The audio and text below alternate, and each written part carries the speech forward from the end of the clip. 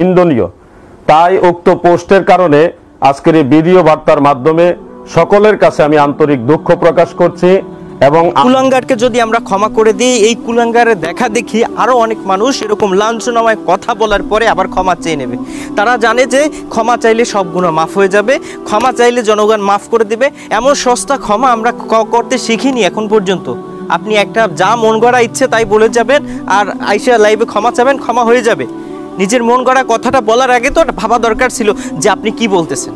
আসসালামু আলাইকুম ওয়া রাহমাতুল্লাহি ওয়া বারাকাতুহু। বন্ধুরা, আমি তাজ, সকলকে একরাশ প্রীতি ও শুভেচ্ছা। বন্ধুরা, আপনারা জানেন আমাদের শাহ আহমদ শফি রহমতুল্লাহ আলাই কিছুদিন আগে আমাদের কাছ থেকে হারিয়ে গেছেন। এই মৃত্যুকে কেন্দ্র করে বাংলাদেশের সমস্ত ওলামায়ে কেরাম, সমস্ত মুসলিম সমাজ জেগে উঠেছে। কারণ তিনি যেভাবে ইসলামের নিরলস খেদমত করে গেছেন, মানুষের ভিতরে যেভাবে একনিষ্ঠভাবে ইসলামের খেদমত করে মানুষের কাছে দিন পৌঁছে দিয়েছেন, সেটা কেউ অস্বীকার করতে পারবে না। এই মহা মানুষটা যখন দুনিয়া থেকে বিদায় গ্রহণ করেছে, এই মানুষটাকে নিয়ে মানুষ এমন এমন লাঞ্ছনাময় কথা বলেছেন। তসলিমা নাসরিন তাকে আল্লাহর সাথে তুলনা করে অনেক কটাক্ষ করে কথা বলেছে। আমরা সেটায় অতটা ব্যতীত হইনি, কারণ আমরা জানি ও একটা বেশ্যা এবং নিজের, যাক আমি কথা বলতে চাচ্ছি না, যে সে নিজের মুখে স্বীকার করে নিয়েছে সে কত জনের সাথে। কিন্তু একজন মুসলমান হওয়ার পরে আপনি এই কথা কিভাবে বলতে পারেন? তার নামের শুরুতে তিনি মুফতি লাগান, নামের শেষে তিনি জেহাদি নাগ লাগান, এরকম লাগানের পরে তিনি শাহ আহমদ শফির মৃত্যুকে কেন্দ্র করে তিনি এমন স্ট্যাটাস দিয়েছেন যেখানে লিখছেন যে নিকৃষ্টতম কুকুর জাহান্নামে চলে গেছে। আহমদ শফিকে কেন্দ্র করে এরকম একটা পোস্ট তার পেজ থেকে পাবলিশ হয়েছে, যেটা দেখে কোনো মানুষই সহ্য করতে পারেনি। মানুষ এমনভাবে প্রতিবাদ করেছে, আমরা জানি তারা সুন্নি সম্প্রদায়ের লোক, অর্থাৎ নিজেদেরকে সুন্নি বলে এবং আমাদেরকে ওহাবি বলে, অথচ আমরা নিজেরা দাবি করি যে আমরা উভয়টাই। কিন্তু তারা আমাদেরকে ওহাবির জায়গায় রেখে আমাদেরকে সদা সর্বদা লাঞ্ছনাময় অপদস্থমূলক কথা এরকম বলতে থাকে। এটা কিন্তু তাদের চিরধার্য একটা বিষয়, অর্থাৎ তারা এই কাজটা কিন্তু ইতিপূর্বেও করেছে, কিন্তু মানুষ সেটাকে গুরুক্ষেপ করেনি। যখনই শাহ আহমদ শফির মৃত্যুকে কেন্দ্র করে বাজে মন্তব্য করেছেন, তখনই মানুষ একটু সোচ্চার হয়েছে। মানুষ তখন প্রতিবাদ করতে শিখেছে যে না, এরকম অনেক মানুষ আজ নির্যাতিত তাদের হাতে। এই মানুষটার ফেসবুক পেজ থেকে এমন একটা পোস্ট পাবলিশ হওয়ার পরে যখন মানুষ প্রতিবাদ করেছে, ঠেলার মুখে পড়ে তিনি লাইভে এসে ক্ষমা চেয়েছেন। এবং ক্ষমা চেয়েছেন কিভাবে, আমরা পুরো লাইভটি একটু দেখি। মুসলিম ভাই ও বোনেরা, আপনাদের সকলের অবগতির জন্য জানাচ্ছি যে গতকাল অনাকাঙ্ক্ষিতভাবে আমার ফেসবুক পেজ থেকে একজন অ্যাডমিন কর্তৃক দেশের কওমি অঙ্গনের বরেণ্য আলেম, বাংলাদেশের শীর্ষস্থানীয় একজন আলিম শায়েখ আহমদ শফি সাহেব হুজুরের ইন্তেকাল বিষয়ক মারাত্মক পর্যায়ের আপত্তিজনক এবং কুরুচিপূর্ণ একটি পোস্ট করা হয়। উক্ত পোস্ট যখনই আমার নজরে পড়ে, সাথে সাথে আমি আমার নিজ দায়িত্বে সেই পোস্ট ডিলিট করি এবং সেই অ্যাডমিনকে আমি আমার পেজ থেকে বাদ করি। সাথে সাথে আমি আমার নিজ দায়িত্বে আমার পেজ থেকে দেশবাসীর উদ্দেশ্যে সেই পোস্টের জন্য দুঃখ প্রকাশ করি। বাস্তবেও কেউ মারা গেলে উক্ত মৃত ব্যক্তি সম্পর্কে এই ধরনের পোস্ট করা অবশ্যই অগ্রহণযোগ্য ও নিন্দনীয়। তাই উক্ত পোস্টের কারণে আজকের এই ভিডিও বার্তার মাধ্যমে সকলের কাছে আমি আন্তরিক দুঃখ প্রকাশ করছি। এবং আমার ফেসবুক পেজ থেকে এই ধরনের পোস্ট হওয়াটা অবশ্যই দুঃখজনক বিষয়। ভবিষ্যতে আমার এই পেজ থেকে কারো দ্বারা কোনো ধরনের অনাকাঙ্ক্ষিত পোস্ট যেন না হয়, সেই ব্যাপার অবশ্যই আমি দায়িত্বশীল হব ইনশাআল্লাহ। আপনাদের সকলকে অনুরোধ করছি, কেউ মারা গেলে তার ব্যাপারে কটু মন্তব্য করা ইসলাম সায় দেয় না, ইসলাম গ্রহণ করে না।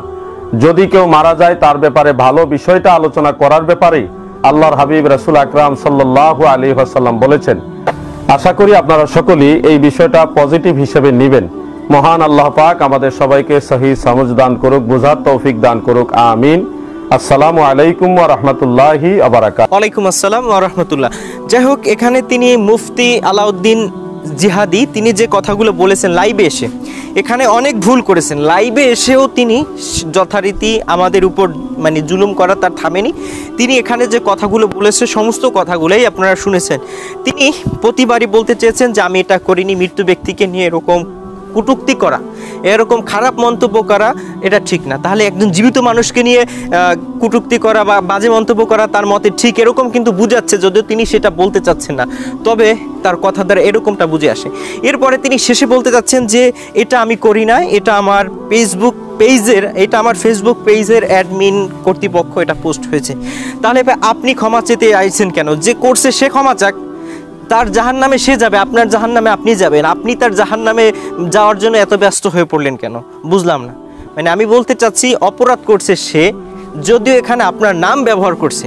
আর আপনি কত বড় আবাল মার্কা কাজ করেছেন, যদিও আপনি আবাল না, তারপর কিন্তু আপনি এমন নির্বোধ, মানে এতটা বোকা যে আপনি এমন মানুষকে সেখানে অ্যাডমিন বানিয়েছেন যারা এরকম কুরুচিপূর্ণ মন্তব্য করার পরে তাদের জন্য ক্ষমা চেতে আপনার বাধ্য হয়েছেন বা তাদের জন্য ক্ষমা চেয়েছেন। এখানে আমরা এটা চাই যে এই কাজটা করেছে, আপনি ক্ষমা চাইছেন, এটা খুব ভালো একটা দিক, আমরা ততটা খারাপভাবে নিই না, কিন্তু যে করেছে তাকে ক্ষমা চাইতে হবে। সে যদি আবার স্ট্যাটাস দিয়ে ক্ষমা চায় সেটাও আমরা মেনে নেব না। যে এই পোস্টটা করেছে তাকে লাইভে এসে ক্ষমা চেতে হবে। সুতরাং সে যদি লাইভে এসে ক্ষমা না চায় তাহলে অবশ্যই আমরা যারা মুসলিম সমাজ আছি আইনগত ব্যবস্থা নিতে বাধ্য হব এবং আমরা আবার প্রতিবাদ করব যে শাহ আহমদ শফীকে নিয়ে কুরুচিপূর্ণ মন্তব্য করেছে। আপনি লাইভে এসে ক্ষমা চাবেন, তার জন্য সেই ক্ষমা তো কার্যকারিতা হবে না। যে করেছে তাকে ফেইজে এসে ক্ষমা চেতে হবে জাতির কাছে, শুধু জাতির কাছে ক্ষমা চাবে, তারপর জাতি ক্ষমা করবে কি করবে না সেটা জাতির উপর ছেড়ে দিতে হবে।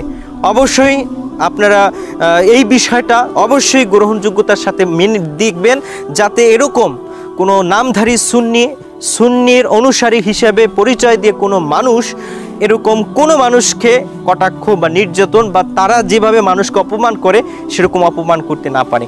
তাদের আরও অনেক সুন্নি গুরু রয়েছে যাদেরকে আমরা সর্বদাই ভালো নজরে দেখি, কিন্তু তারা রীতিমতো আমাদের আহলে হক, আহলে ওলামা একরাম যারা আমাদের মাথার মুকুট, তাদেরকে নিয়ে এরকম লাঞ্ছনাময় কথা বলে। আরে ভাই, এখানে যারা রয়েছেন আপনারা তো কেউ চান না যে আপনার বাড়ির পাশে যে কাফের সেও জাহান্নামে চলে যাক, আর সেই মানুষটাকে সে কুকুরের সাথে তুলনা করে এরকম পোস্ট করেছে, যেটা সম্পূর্ণ মানে বলা আমার কষ্টে বুকটা ফেটে যাচ্ছে এরকম একটা পোস্ট দেখার পরে। অবশ্যই আপনারা এর প্রতিবাদ করবেন এবং ভিডিওটা শেয়ার করবেন। আপনি প্রতিবাদ না করতে পারলে অবশ্যই ভিডিওটা শেয়ার করা আপনার নৈতিক দায়িত্ব। ভিডিওটা শেয়ার করে অবশ্যই এই প্রতিবাদে আপনিও সামিল হবেন। ধন্যবাদ সকলকে। আসসালামু আলাইকুম ওয়া রাহমাতুল্লাহ। মহতমে ফাই পর্যন্ত ওরা হইতেন আটাদারি মাদ্রাসা কি করছি না করছি ইন হতিন হতা গতির হতিন অপবাদ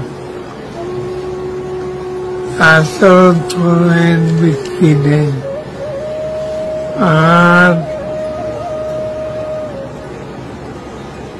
মতমের জমানার মধ্যে কি লাভ